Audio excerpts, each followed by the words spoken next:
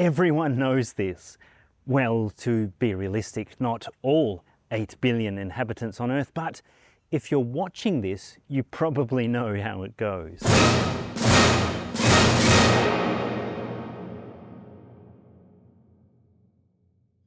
It's number 8 on the American Film Institute's 100 Years of Film Scores. It was Academy Award nominated. Charles Stinson of the Los Angeles Times said Elmer Bernstein's big, vivid, swashbuckling musical score contributes much to the film's strength.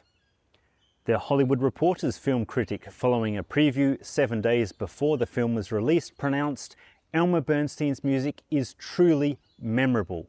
The theme will stick. It's astonishing, really. A syncopated rhythm and a melody, each as unforgettable as the other, but together, once heard, never forgotten. What music am I talking about? Well, of course, it's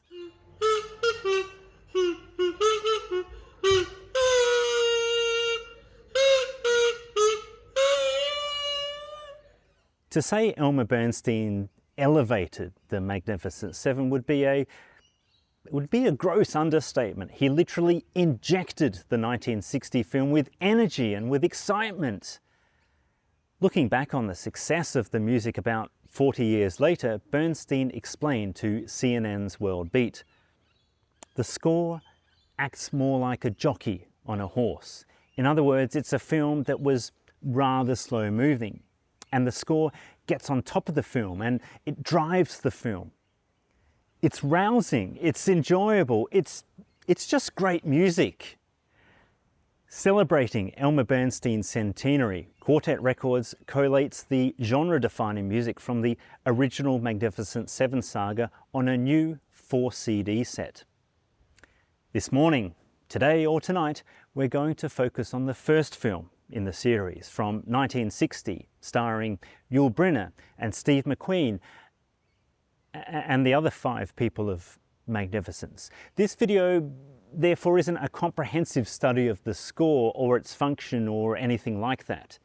It's more of a potpourri of thoughts that are probably best considered as an adjunct to having the film in your memory and the soundtrack in your hands. Elmer Bernstein scored many Western films over his lengthy and impressive career, yet it's the Magnificent Seven that we all remember most. And for good reason. It has an energetic, vibrant and tuneful main theme that rallies itself to support the 7 magnificent people, even when they're not exactly doing the most magnificent of things. It has distinctive music for the bad guys, so we can easily tell who's who just from the music. It has a nice local colour with acoustic guitars and percussion providing flavour. It also has an incredible motive when the corset salesman rides away. That's good enough to be the main theme for another film, really. It's brilliant. You'd think, though, that a Western film with lots of gunfire and incessant sound effects and more gunfire and more action and more incessant sound effects would all be incessant noise from the orchestra.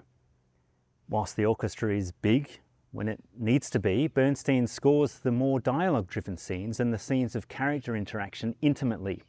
It's often woodwinds to the front, guitars providing support, and brasses muted or completely tacited. It's the hallmark of a composer knowing how to support a film and fit with the dynamics of the story, the pacing, the beats, and proving why he could handle films like this as equally skillfully as sensitive dramas like To Kill a Mockingbird. There's about 86 minutes of score in the Magnificent Seven, with everything Bernstein recorded ending up in there without much in the way of changes. In fact, 1 minute of music is repeated, so he wrote about 85 minutes. Everything Bernstein recorded in 1960 is on this new collection from Quartet Records. In a film running 128 minutes, that's 2/3 of the film having score, which feels pretty restrained by the standards of a modern blockbuster that seems like it needs wall-to-wall music to even work.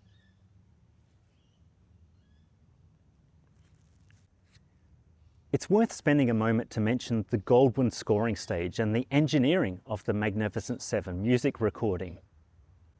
Located on the corner of Formosa Avenue and Santa Monica Boulevard, the Samuel Goldwyn Studios comprised several stages with buildings dating back to 1919. The scoring stage, number 7, was unlike the other 6 stages and was freestanding for maximum isolation. The internal dimensions were approximately 110 by 70 feet, that's about 30 by 20 metres, with a 30-foot or 9-metre ceiling. The total floor space was over 7,000 square feet, or 2,100 square metres, and therefore comfortably accommodated any large orchestra.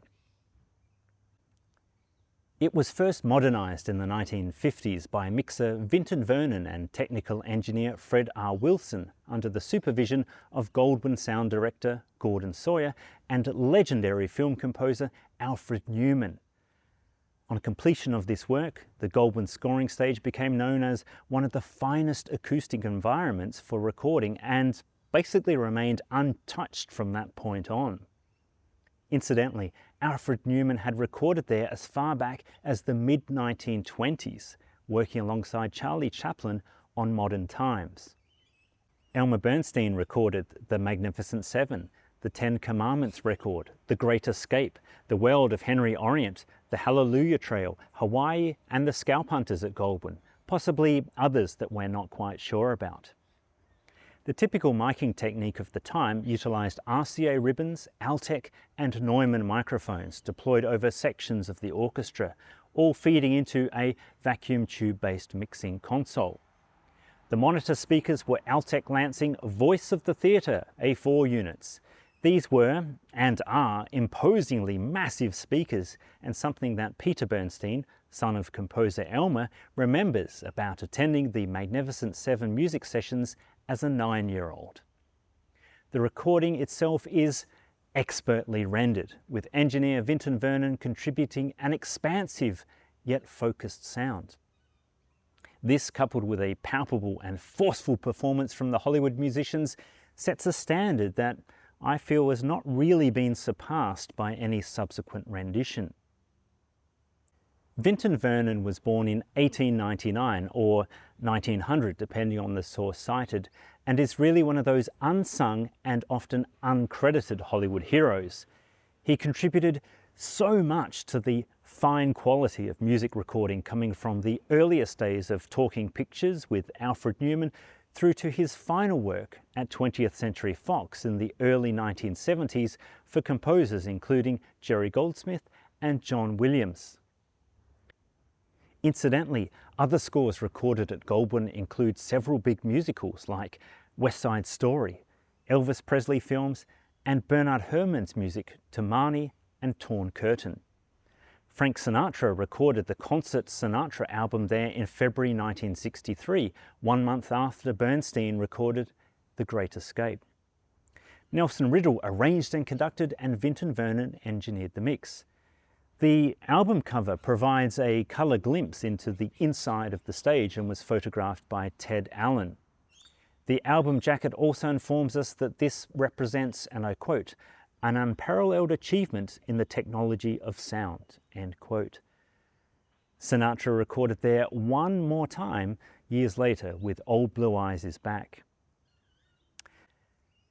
By the end of 1973, the Goldwyn scoring stage had fallen into disuse after 45 years, capturing famous movie musicals and film scores alike. In mid-1974, a fire destroyed nearby Stage 5 and several executive offices. A further fire occurred in late 1975. The site was then acquired by Warner Brothers in 1980 to become Warner Hollywood, and later sold to a private consortium where it is now known as The Lot.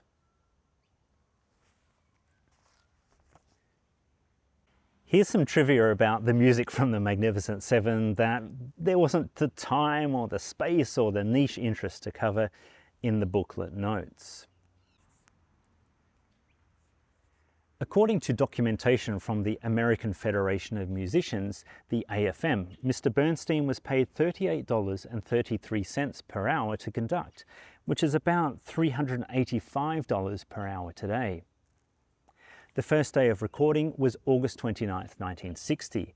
On August 27th, just 2 days prior, Bernstein commenced recording his stereo record album of music from the Ten Commandments on the same scoring stage at Goldwyn.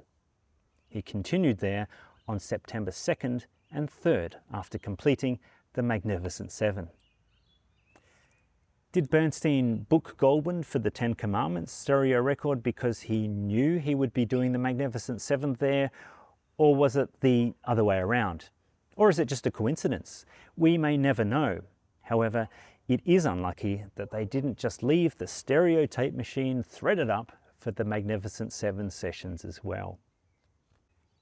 Anyway, over the 3 recording days, Bernstein spent just over 24 hours working with the orchestra, who had never seen or heard music from the Magnificent Seven before. It's hard to apply our brain to the thought that before August 29th, 1960, no one had heard that theme played by an orchestra. The sight reading capability of orchestras that perform film music it's really incredible. The main title, for example, was the second piece of music recorded and was captured in just 4 takes. What we hear in the film and album is that 4th take in its entirety. No editing, no overdubs, no tweaking, just a conductor and orchestra really going for it. Speaking of takes and editing, Elmer Bernstein's wife Eve was at one time working in the music editorial at Goldwyn, which is where she met Mr. Bernstein. Anyway, the orchestra at its largest was about 60 players strong. It included 4 French horns, 3 trumpets, 3 trombones, 1 bass trombone, 1 tuba, 5 percussionists, and 4 guitars. The largest ensemble, coincidentally, was on day 1 of recording, where they worked for 8 hours. Composer John Williams. We all know composer John Williams, right? John Williams mentioned on Elmer Bernstein's This Is Your Life TV special that he played piano on the Magnificent Seven. He may well have, however, the official musicians list documents Raymond Turner as the pianist. Turner was a staff pianist at Paramount for about 20 years or so. Williams may have been thinking of another great Elmer Bernstein score from around that time, To Kill a Mockingbird.